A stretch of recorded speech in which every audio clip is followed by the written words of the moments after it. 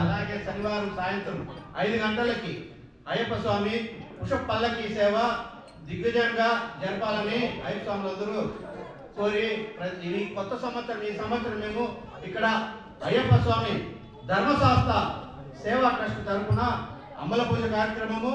మరియు పుష్ప పల్లకి సేవ జరిపిస్తున్నాము. కాబట్టి ప్రతి ఒక్క అయ్యప్ప స్వామి భక్తులు ఈ భజనలో మరియు పల్లకి సేవలో పాల్గొని అయ్యప్ప స్వామి కృపా కటాక్షాలు పొందాలని మరి మరి కోరి ప్రార్థిస్తున్నాం. ఓం స్వామి స్వామి శరణం సల్లి కూపిడువో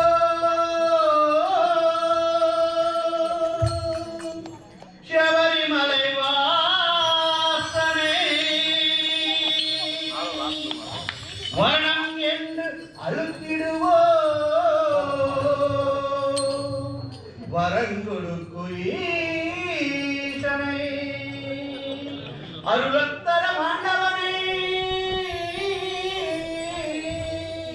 அன்பருக்கு மித்திரனை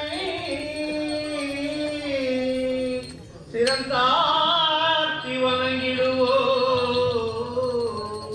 ஹரிஹரசுதன் ஐயனை அப்பனை